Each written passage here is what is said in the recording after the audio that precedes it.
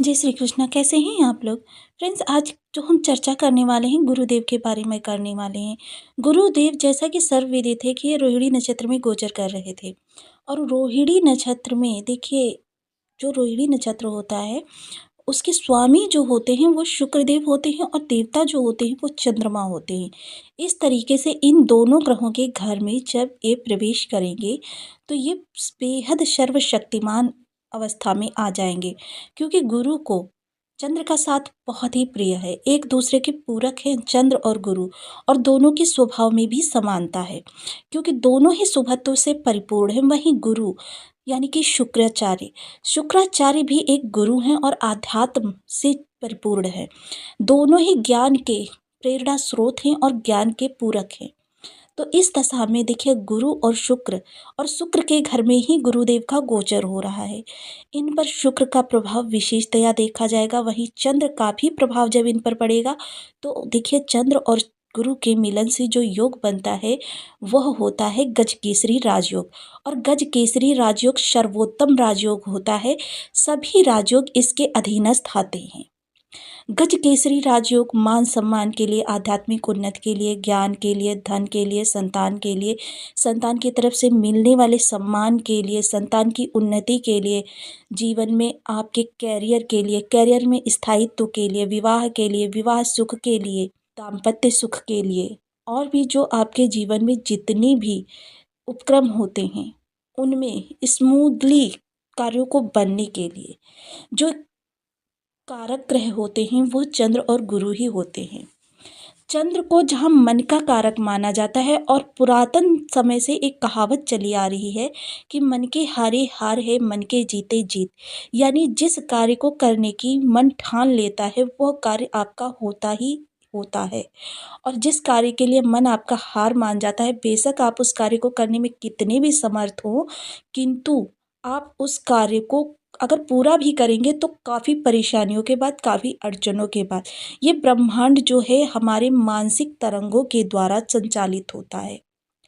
वहीं मन को जो है आपके धन की निरंतरता का कारक भी माना जाता है। जिनके चंद्रमा कमजोर होते हैं, क्या होता है कि उनके जीवन में कभी घी घना, कभी मुट्ठी भर चना, कभी वह भी मना, यह वाली स्थिति उत्पन्न हो जाती है। तो देखिए, चंद्रमा आपकी माता के भी कारक होते हैं, आपके जीवन में शांति के कारक भी होते हैं। और शांति तभी आती है जीवन में जब व्यक्ति चारों ओर से सुख का अनुभव करे कि हाँ, यहाँ भी मेरे कार्य दायित्व पूरे हो गए हैं और यहाँ से भी मुझे अच्छा लाभ हो रहा है, यहाँ भी मेरी जो है कोई निगेटिविटी नहीं है। तो देखिए, हर तरफ से जब आप चारों ओर से संपूर्णता से परिपूर्ण होंगे तभी आपके जीवन में सुख आएगा। तो देखिए, यह समय जो है 26 नवंबर से 23 दिसंबर तक का जब है, गुरु चले शुक्र के घर सर्वशक्तिशाली गज केसरी राजयोग का कमाल 25 दिन। 26 नवंबर से 23 नवंबर तक ये स्थितियां बनेंगी। वर्ष का सबसे सौभाग्यशाली समय है पीड़ा के बाद, क्योंकि आपने बहुत ही ज़्यादा पीड़ा भोगी है। अन्य ग्रह जो हैं जैसे शनि है, राहु हैं, ये आपके जीवन में काफ़ी अरिष्टता उत्पन्न कर रहे थे। वहीं अब गुरुदेव जब गज केसरी राजयोग का निर्माण करेंगे तो जहाँ इन्होंने संबंध बनाया, और इन्होंने राहु के साथ भी संबंध बनाया हुआ है, राहु से की नकारात्मकता में भी कमी आएगी। उसके बाद में देखिए, जहाँ इनकी दृष्टियाँ जाएंगी, जहाँ जहाँ इनके संबंध हैं, संबंधित भावों से आपको बहुत अच्छे रिजल्ट प्राप्त होने वाले हैं। क्योंकि चंद्र और शुक्र देखिए, मित्र और मित्र जब एक दूसरे के सानिध्य में रहेंगे तो सब कुछ अच्छा ही करेंगे।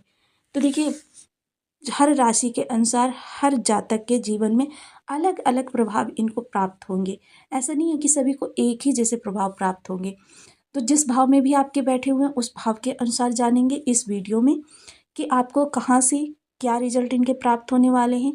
क्योंकि गुरुदेव जो हैं रोहिणी नक्षत्र के चतुर्थ नवांश में गोचर करेंगे, और ये गोचर करेंगे तो यहाँ पर सर्वाधिक शक्तिशाली अवस्था में होंगे।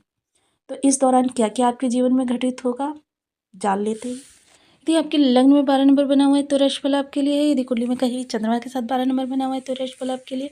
कुंडली ना होने की स्थिति में आप इसे नाम राशि से भी देख सकते हैं। यदि अभी तक आपने अपने इस चैनल को सब्सक्राइब नहीं किया है तो प्लीज़ सब्सक्राइब कर लीजिए, वीडियो को लाइक कर दीजिए, चैनल को शेयर कर दीजिए। इससे होगा क्या कि हमारे आने वाले हर वीडियो की नोटिफिकेशन मिल सकेगी आपको सबसे पहले।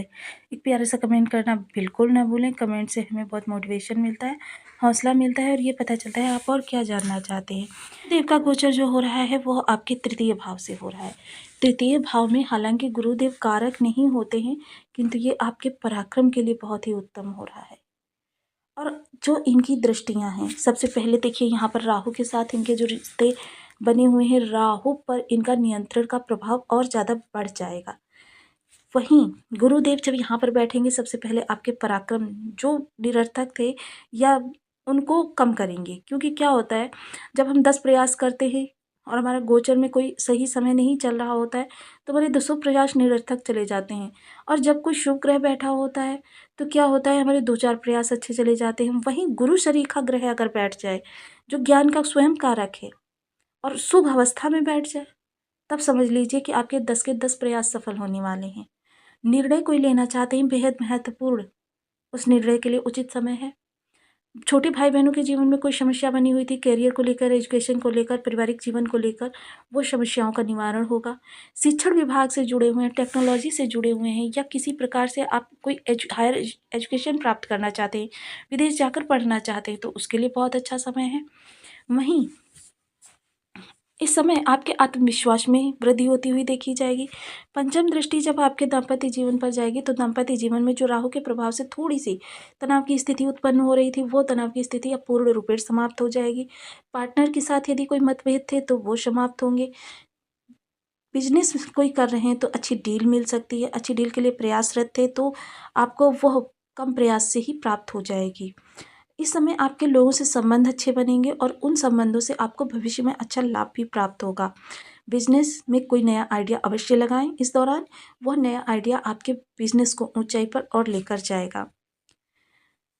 सप्तम दृष्टि से आपके भाग्य भाव को देखेंगे तो भाग्य भाव बेहद बलवान अवस्था में होगा, और भाग्य जब प्रबल होती है तो 11 भावों का आपको शुभ ही लाभ प्राप्त होता है, कम प्रयास में ज़्यादा लाभ इस दौरान आपको प्राप्त होता हुआ देखा जाएगा। जीवन से बहुत सारी समस्याओं का निवारण होगा, और कह सकते हैं कि अगर इस समय पर आपकी 90% समस्याएं समाप्त हो जाएं तो ये गलत नहीं होगा, क्योंकि गज केसरी राजयोग का प्रभाव भाग्य भाव पर और बुधादित्य राजयोग यहाँ पर, यानी कि दो राजयोगों का प्रभाव आपको यहाँ से प्राप्त होने वाला है।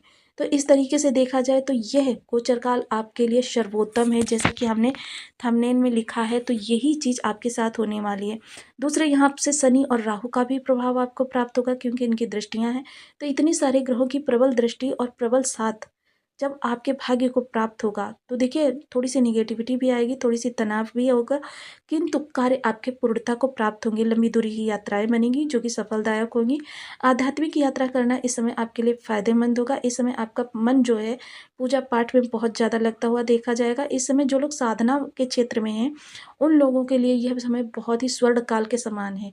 कह सकते हैं कि उनके जीवन में इस समय पर जो भी साधना वो कर रहे हैं, क्योंकि साधना क्या होता है, एक बार में सफल नहीं होती है। बहुत रेयर लोग ऐसे होते हैं जो एक ही बार में अपनी साधना को पूर्ण कर लेते हैं, और साधना अब इस दौरान साधनारत लोगों के लिए यह समय उत्तम है। इस समय वो साधनारत होकर अपने प्रयासों में सफलता प्राप्त कर सकते हैं। पिता के कार्य कारोबार में भी इस समय पर उन्नति होगी। नवम दृष्टि जब आपके लाभ भाव पर जाएगी तो इस समय इच्छा पूर्ति योग आपका प्रबल होगा। कह सकते हैं कि यहाँ से आपकी 70% इच्छाएं पूरी होती हुई दिखाई देंगी। बड़े भाई बहनों का सहयोग मिलेगा, मित्रों का सहयोग मिलेगा, सोशल सपोर्ट आपका अच्छा होगा। मान हानि यदि आपकी हो चुकी है तो मान सम्मान में वृद्धि होगी। कोई अवसर की प्राप्ति होगी। कर्म में विशेष बदलाव होंगे, क्योंकि गुरु के घर में शुक्र पर भी इसका प्रभाव पड़ेगा। तो इस समय कर्म में भी विशेष बदलाव होंगे। कर्म में आप अच्छा कर सकते हैं, आपको प्रमोशन पदोन्नति वगैरह प्राप्त हो सकती है। ट्रांसफर प्रमोशन चाहते थे तो आपको प्राप्त होगा। यह गोचर काल आपके लिए स्वर्ण काल से कम नहीं होगा। इस समय नकारात्मकता जो आपके जीवन में बनी हुई थी वो दूर होगी। बच्चों की तरफ से कोई समस्या आ रही थी, विवाह के लिए प्रयासरत थे, तो विवाह के लिए आपके रास्ते अच्छे बनेंगे। विवाह के लिए क्या आपको सुयोग्य पार्टनर की प्राप्ति हो सकती है। इस दौरान जो आपके संबंध बनेंगे वो आपको भविष्य में काफ़ी लंबे समय तक आपका साथ निभाएंगे, चाहे वो पारिवारिक हो, प्रोफेशनल हो, या फिर आपके सामाजिक हो। किसी प्रकार के भी जो रिश्ते हैं, लेकिन इस समय बनने वाले रिश्ते आपकी हर तरीके से मदद करने को तत्पर रहेंगे, यानी कि जो व्यावसायिक रिश्ते बनेंगे या प्रोफेशनल, तो वो कह सकते हैं कि आपको अच्छे कार्य कारोबार में आपकी मदद करते हुए देखे जाएंगे।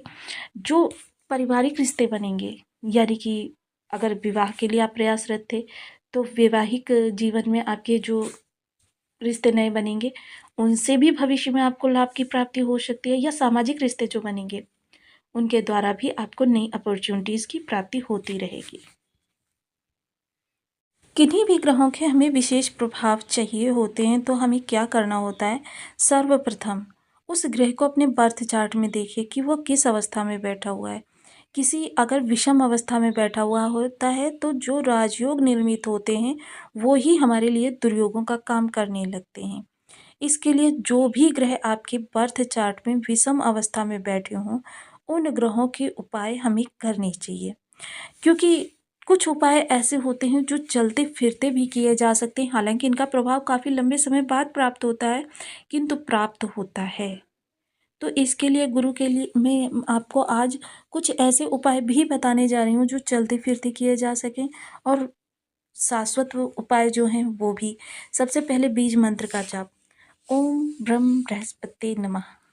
इस बीज मंत्र का आप 1 माला, 2 माला, 5 माला, 7 माला, 11 माला का जब सुविधानुसार अपनी करना प्रारंभ करें। दादा तुल्य लोगों की सानिध्य में जितना ज़्यादा क्वालिटी टाइम स्पेंड कर सकते हैं उतना करें। धर्मशास्त्रों का अध्ययन करें। केसर का तिलक मस्तक कंठ जिह्वा पर करें। जहाँ भी आपको साधु संत या आध्यात्म से जुड़े हुए व्यक्ति दिखाई दें उनका अभिवादन करना बिल्कुल ना भूलें। हो सके तो उनके साथ 5-10 मिनट जरूर स्पेंड करें और उनको कुछ मीठा अवश्य खिलाएं। आप धर्म स्थान पर नित्य प्रति जाने की आदत डालें, जितना ज़्यादा संभव हो सके हल्के कलर के कपड़े पहने। गुरुवार के दिन हल्दी मिश्रित जल पीपल वृक्ष पर या फिर केले के वृक्ष की जड़ पर चढ़ाएं। केसर का तिलक मस्तक कंठ जिह्वा पर करें। मंदिर में या जो भी आपका धर्म स्थान है 1.25 किलो चने की दाल, उसमें 5 कांटे हल्दी की डालकर प्रत्येक गुरुवार को दान करें। इससे भी आपकी गुरु आपको बहुत अच्छे रिजल्ट देते हैं। तो आपको इनमें से 1, 2 या 3 उपाय करके आप अपने जीवन में गुरु के अच्छे प्रभाव प्राप्त कर सकते हैं। तो आपको वीडियो कैसी लगी मुझे कमेंट बॉक्स में ज़रूर बताएं। चैनल पर न्यू है तो प्लीज़ वीडियो को लाइक शेयर, चैनल को सब्सक्राइब करना बिल्कुल ना भूलें। मिलती हूँ नेक्स्ट वीडियो में, तब तक के लिए नमस्कार। अपना ध्यान रखें, स्वस्थ रहें, मस्त रहें।